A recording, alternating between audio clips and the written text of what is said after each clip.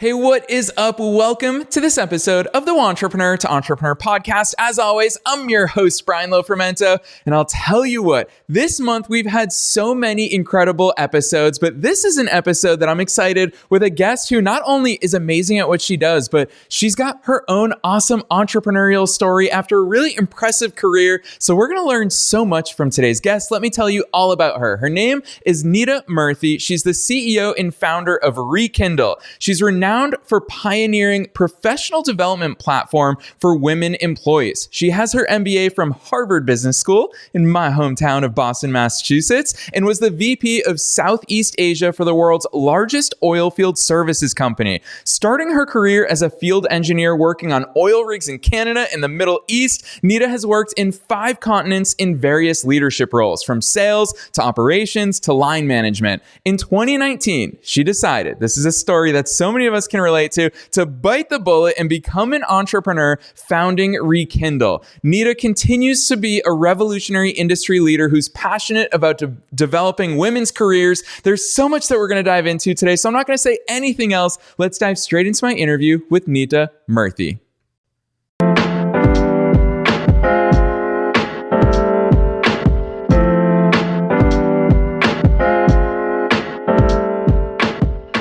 All right, Neeta, I'm so excited that you're here with us today. Welcome to the Entrepreneur to Entrepreneur podcast. Thank you, Brian. I'm excited as well. I'm looking forward to it. Heck yeah. So much that we're going to get into. But first things first, I always love letting guests take listeners beyond just the bio. You've had an impressive career. Now you've been an entrepreneur for a few years now. Take them beyond the bio. How the heck did you get to where you are today? What's that journey been like? Oh, it's been very exciting, actually, working, across the world and in different positions, different functions. I think the experience has been fantastic. But, as I always say, I started my career, as you said, as an oilfield engineer working on offshore rigs. And I was always the only woman on the rig. And I thought, it makes sense. These are oil rigs. Things will change when you go to the corporate world. But I was wrong. And, the further I went ahead in my corporate career, I realized that there were fewer women around me. And what also happened parallelly was, as I started taking on, bigger responsibilities and managing larger teams, one thing I noticed was the women that I managed and mentored ran into very, a pattern of challenges that were very typical, be it, external challenges like managing the double bind, where if a woman is assertive, she can be seen as being aggressive, and if she's not assertive, she can be seen as lacking leadership potential. Or the internal barriers where, women tend to be so hard on themselves, and no matter how well they do, it feels like that was not good enough.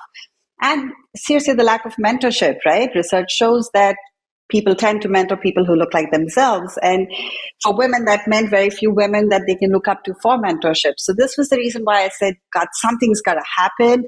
And I, as you said, jumped into it and started Rekindle, which is a professional development platform that helps women thrive in the workplace. So yeah, that's my background. Yeah, I love that overview, Neeta.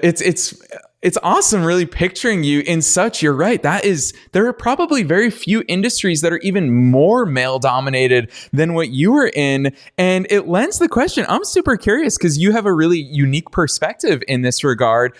What sort of parallels do you see between you being a female working in a very male-dominated industry and then becoming an entrepreneur, where obviously you talk about lack of mentorship, lack of knowing, it's a dichotomous world, is that you have to be assertive, but you also have to not be viewed as someone who's overstepping boundaries. There's so many dichotomies in both of your situations, especially being an entrepreneur. I'm curious to hear those parallels from your perspective.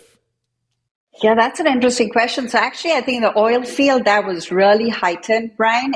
Interestingly, as an entrepreneur, given what I'm doing right now with the program and it's designed for women, I think my gender has actually been a positive here because, just imagine a man trying to sell a women's program wouldn't be taken as seriously, right? So here it's sort of flipped and it's been a strength, but you're right in that, your judgment gets questioned more often as a woman. You need to sort of convince people more. And I think in the workplace, it's hard enough. But as an entrepreneur, I think every founder has to sort of drive that idea through. And when you're a woman, it's a bit harder because people are already like, do you know what you're talking about, right? I think my experience, of course, helps. But yeah, it is pretty similar in both fields. Yeah, I'm super curious with that in mind, what it was like, because I never use this term. I don't know why this is the term that's coming to mind today, but like the whole fish out of water thing, because I remember how I felt as an entrepreneur. I started my first business when I was 19 years old. And Neeta, so I was a 19-year-old American college kid who started a blog about English soccer. And so the first time I ever interviewed a professional soccer player, I felt like huge imposter syndrome. I was like, who am I to be doing this? And I knew the players didn't take me seriously, let alone because of my youth, but also my accent was something that was a big barrier for me at that time. What are some of those things that, going from a very well-established corporate career, 9 to 5 career, to becoming an entrepreneur, what were some of those mindset shifts that you had to navigate? Oh, that's another great question. So, absolutely. I think I had gotten so used to the processes and the team, and you think of something and you sort of tell your team to get it done. You, of course, guide them, but things get done. And from all of that, you move into a situation where you're completely, it's all ambiguous. It's all ambiguity around you, right? Which path you take, what you want to do. And the fact that you don't have, 1,000 people who can just take over your things and get it done. So it did feel daunting. And I think especially, when you start your entrepreneurial career later in your life, I think that's a different experience as well, because a lot of the founders you meet are young and, they feel like they know their stuff so well. And I might have the subject matter experience, of course, in what I've built. But when it comes to entrepreneurship, there is that, the feeling that, do I even know what I'm doing? So it was hard in the beginning, but I think I had to really remind myself and say, just take it one step at a time. There's a lot of noise. There's a lot of stuff. Just, stay centered on what you're trying to achieve, which is to build this to help companies and women. And so that has helped me really just taking a step-by-step approach and staying focused. But yes, it is daunting at times.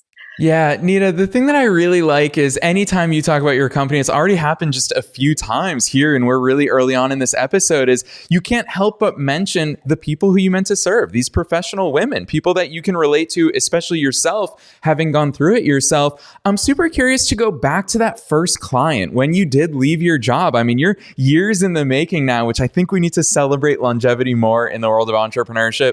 But with that in mind, what was that first client like? Was it a personal connection? What were you worried about? Obviously, you've worked in sales, but making sales for your own business, that's a totally different beast. Take us back to that time.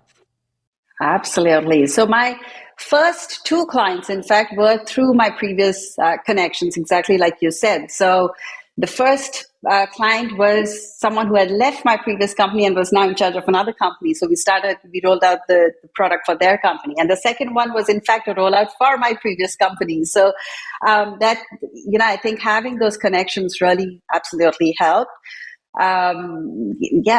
It was totally from the previous connections. Yeah, and it's a story that we hear so often. So I love the fact that you shared that with listeners. Listeners, how frequently do we hear this about entrepreneurs, myself included, is we need to leverage those things. When we start our own businesses, it's not a total reset. You don't erase your entire history. And Neeta, I think that you're such a shining example of that, because not only are you serving the person who you were in your corporate career, but you were able to leverage those connections. I want to shift gears a little bit and talk about that professional development, because obviously Rekindle, that's what you do, is you help female professionals with that professional development. What does development mean to you? Because there's so many ways that we could take it. You kind of teased to us of, how do I move forward in my career? How am I viewed by my coworkers, by executives in the companies? What does professional development mean to you, and what do you focus on within Rekindle?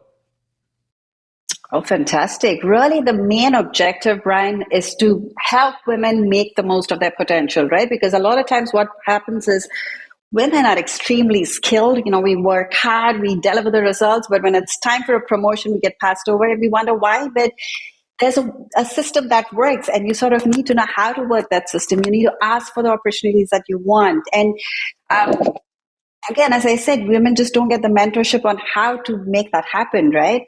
And it's also, even if it's not just about promotions, it's about making your voice heard. So when you're with a group of people, how do you influence them? How do you get your ideas across?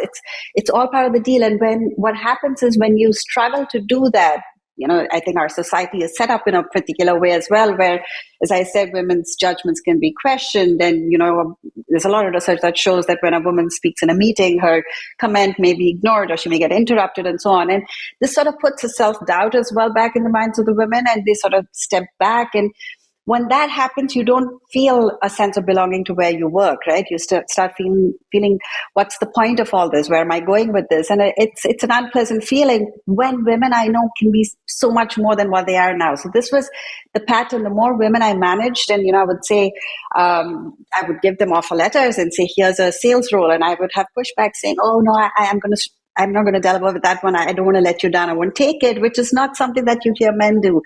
So this is really about helping women see their potential and make the most of that potential as well.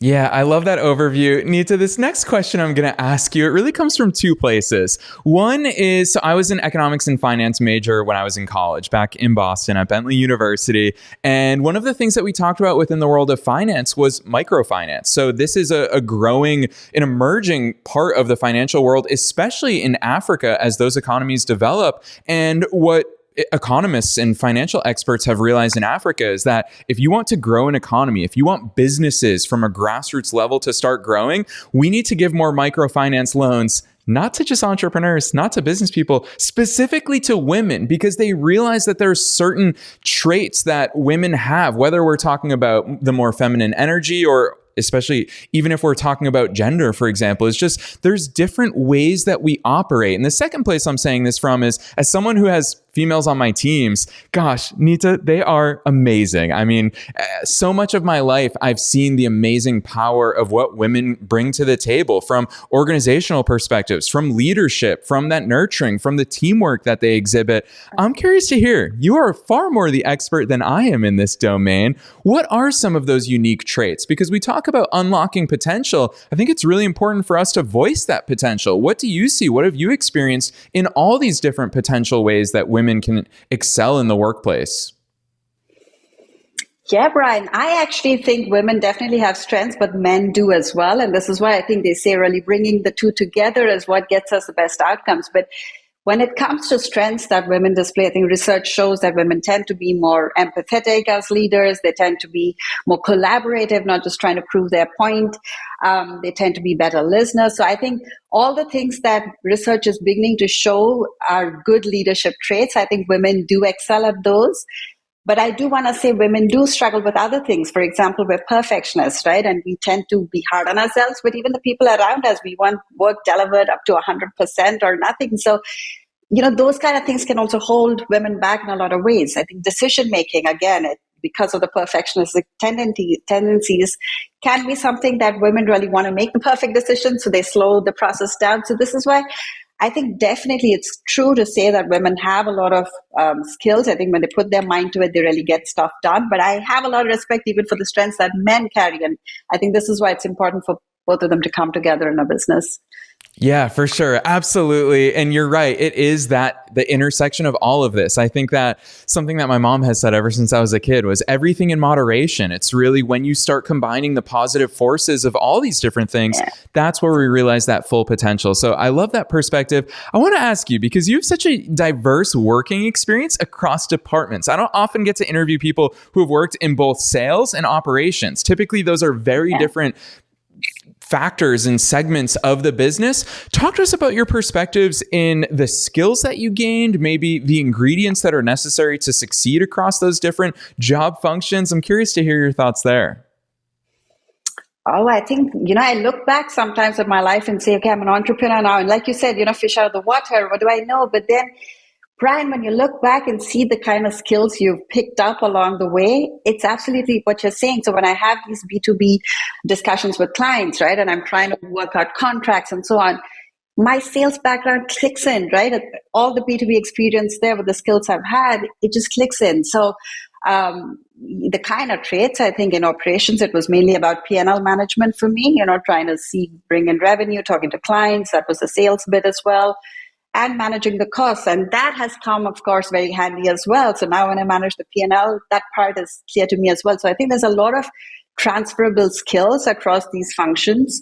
They tend to be different in that, sales, you're focused on the client and you're thinking about how do I make the most for the revenue, and you're sort of negotiating with operations saying, so what if the profits are a bit low, but we're getting the revenue, right? And operations want to deliver on time, and then you have to manage the P&L. So there are a lot of fine things to manage, but I think the skills that came along have definitely helped me in my entrepreneurship journey as well.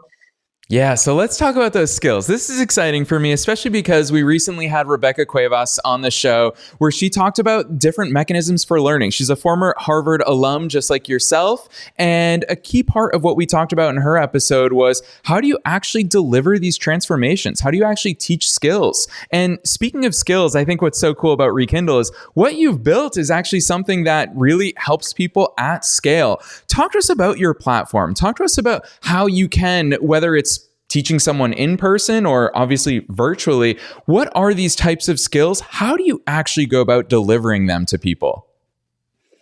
Absolutely. I think transferring the skills, I think the world doesn't talk about it enough. We have these workshops or these seminars and so on where you think you talk about it for 2 days and then voila, people are like equipped with the skills, but that's just not how it works. And research has shown that, right? So we base our program on behavioral science. So our program is a 1-year program. It's, bite-sized. So every day our participants come to the platform to complete a lesson. There's self-reflections involved. There's a small action involved. All these are components of behavioral science. And we cover 26 modules, each module for 2 weeks. And this is why it's a 1-year program. So we believe that the only way for people to actually internalize new learnings and, new thought patterns is by listening to things and also applying that parallelly, right? Which is a lot like what you do as well, Brian. If you had a podcast that was 200 hours that they could just watch back to back, I don't think that's as helpful as how you do it with every, week where they're listening to new things and getting new insights. I think that's really how it should be.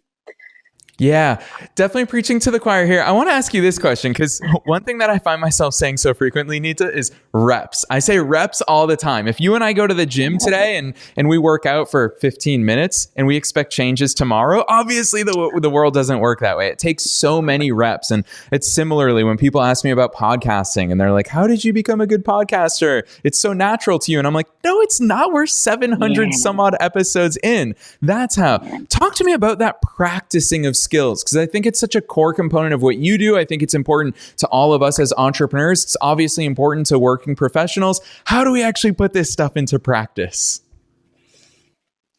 Well, yeah. So what we do is, as I said, we do one module for 2 weeks. And within that module, every day, based on the lesson that we touch upon, we tell them to go and practice a small action, right? So be it comfort zone. We have a module on how do you step out of your comfort zone, because I think that is so essential for men and women, but we focus on the women aspect. And what we tell them to do is just to take a small action. We say, today just go say hi to a stranger that you don't know, see how that plays out and come back and report that, right?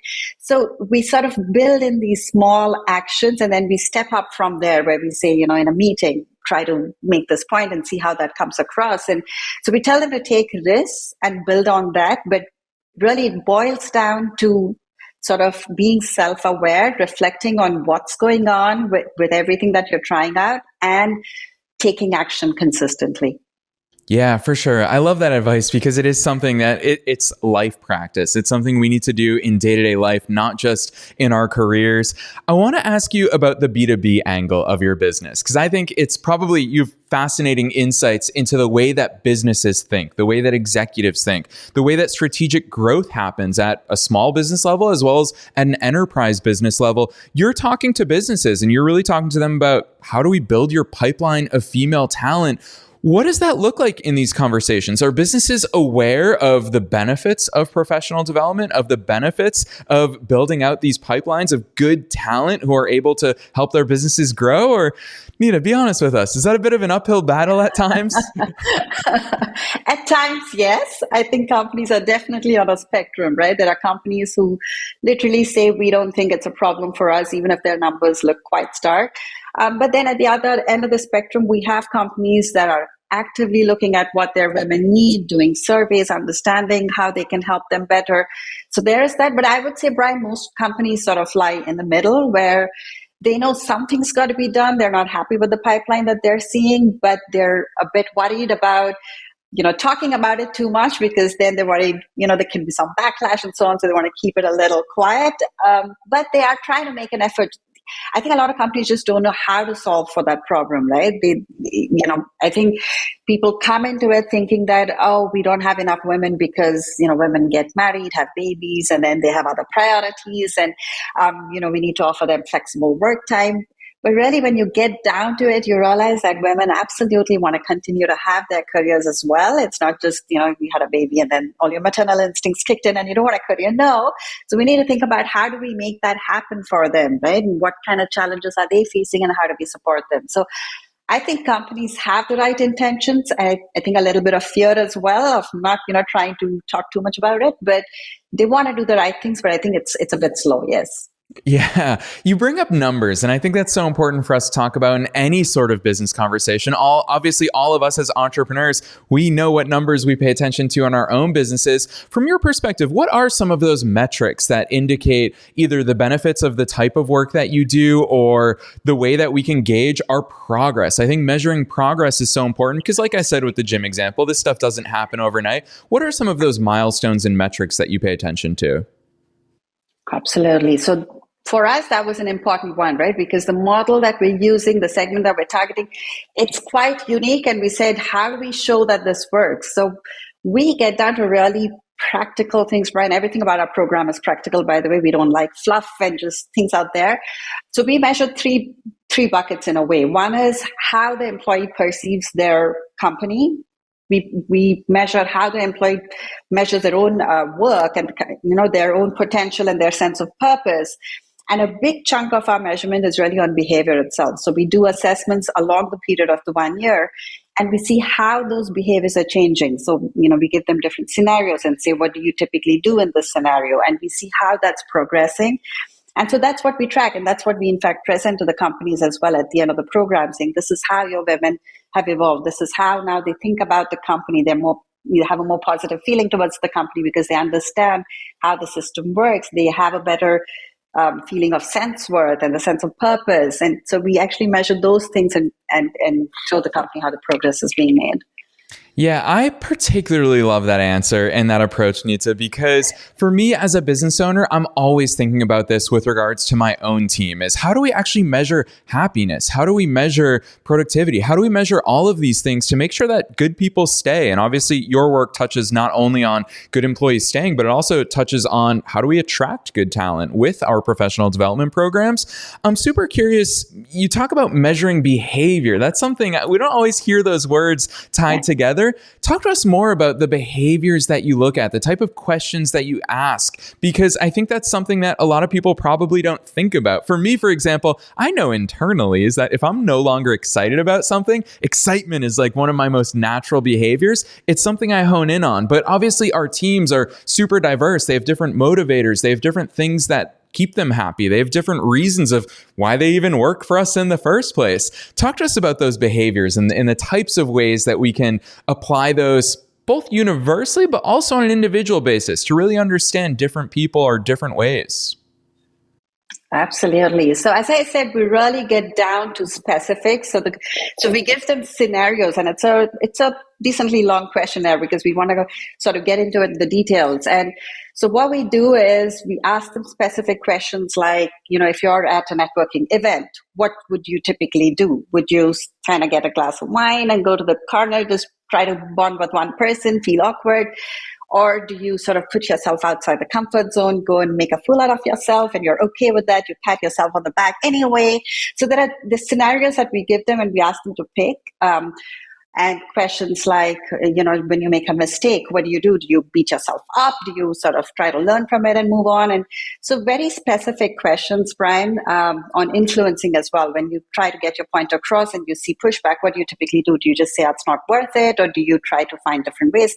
So we give those different scenarios right at the start and we see how that progresses. The exact same questions we measure again towards the end. And we literally see how people are much more excited now, right? They feel excited about sort of being awkward, taking chances, going out there. And it's a much more positive mentality overall towards life, I would say, not just the workplace. So that's what we measure. Yeah. Yeah, I love that because as someone, I say it a million times here on the show, is that everything is just a microcosm of life. Whether we're talking about tennis or chess or entrepreneurship, it's all just a microcosm for life. So yeah, hearing those types of questions, what I'm hearing, and I'm definitely biased this year because my word for this year is intention. I'm hearing that level of intentionality of saying, hey, let's take inventory. Let's take inventory of the way that you behave. Let's also take inventory of our natural thought patterns. I think it's really important and it's cool to see that measurement. Neeta, I want to go back to your entrepreneurial journey. Guests or listeners know that we always ask our guests, what's your zone of genius? And I particularly love your answer because you went to one of the foundational elements of entrepreneurial success, which is persistence. Talk to us about that ingredient of persistence, how it's factored into your career, your business, but also in the lives that you touch and impact through your work. How important is persistence? How do you not measure that, not from a numbers perspective, but where does it exhibit itself in your journey? I think everywhere, Brian. I mean, persistence is it, right? When I started, even as an oilfield engineer, I tell you right at the start, I was like, what am I doing? So I started in Canada, by the way. It was minus 45, minus 50 degrees. And, I don't come from that kind of a background at all. And it was daunting. And I almost felt like maybe this was not meant for me. But then I stuck on, I persisted, and you adapt. I think the human brain and how we are, we can do a lot of things if we just stay on with it, with the right attitude. So I did really well there. And that's just played out everywhere. I think, hardships are everywhere. And I think as an entrepreneur, there's just so many ambiguous decisions in front of us. Everything is up to us, right? And you can make right, you can make wrong decisions, and you will make wrong decisions, and you just need to be kind enough to yourself to say, okay, that wasn't the right thing to do, but that's all right. Let's move on. Let's keep trying anyway, right?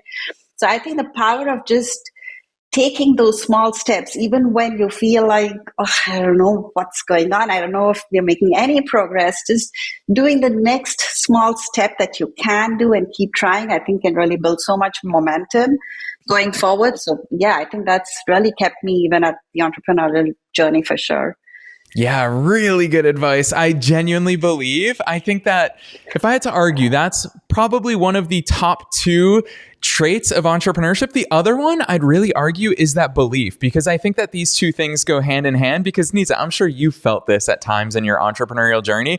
There are many times where there's no reason for us to believe that these things should work out, but it really is just that blind trust, that faith, that belief that really helps to contribute to that persistence that we show. So I love the fact that you picked that out as part of your zone of genius and that you could share those examples with us. Neeta, I'll tell you what, you know that I do this at the end of every episode. I love giving my guests the hard stuff because we talked about so many different things today: personal development, professional development, the importance for companies, for business leaders to start having a diverse set of talent, whether it's female professionals or diversity of thought, so many different aspects of this. What's your best advice for people when it comes to that professional development, personal development? What's the action you hope every listener takes away from today's episode? So I would say that number one thing is to just keep experimenting, right? Things will not be clear, and that's okay. Just make a decision, experiment, see how it works out. And of course, don't get entrenched in your decision, be open to learning from it and quickly pivoting if it doesn't work. But keep experimenting and taking those steps. I think the biggest danger is in trying to say, I want to do things perfectly and therefore not acting at all. So my biggest advice would be whatever it is you're trying to decide on or whatever steps you're trying to take next, do it fast, switch from there and keep moving on. Yes, really good advice, because I also think it reveals so much of your mindset behind all the ways that you operate, which is don't be married to the results. Do things, try things. I always love that phrase that so many people use about entrepreneurship where they're like, break things. In a business, there are rules and there are things and processes that we need to follow. But when it comes to our own businesses, none of that stuff is set up. Build things, break things, rebuild things, figure things out. So I love that mindset. Neeta, you have so many interesting perspectives that you've been so generous in sharing with us. I know that listeners are going to be keen to learn more about you and the awesome work that you're doing with Rekindle. So drop those links on us. Where can listeners go to learn more about the awesome work that you're doing? Thanks, Brian. Yes, so our website is rekindleglobal.com. You can go there and learn more about the program. And you can follow me on LinkedIn. You can look for Neeta Murthy. I'm right there. And I'll also, of course, Brian will drop the link as well in his website. Yes, absolutely. Listeners, wherever it is that you're tuning into today's episode, whether you're on Spotify or the podcast app or our website, scroll right on down. You're going to find a link to Neeta's business website, which is rekindleglobal.com, as well as a link to her personal LinkedIn. It's how we came across her work. She's such a shining light. She's truly an example in the way that she works. Is she lived this stuff, and she's really impacting women all over the world with the work that she's doing. So she also has an amazing entrepreneurial journey that I'm so grateful that you shared with us here today. So Neeta, on behalf of myself and the entire Entrepreneur to Entrepreneur community, thanks so much for joining us on the show today. Thanks so much, Brian. It was a pleasure.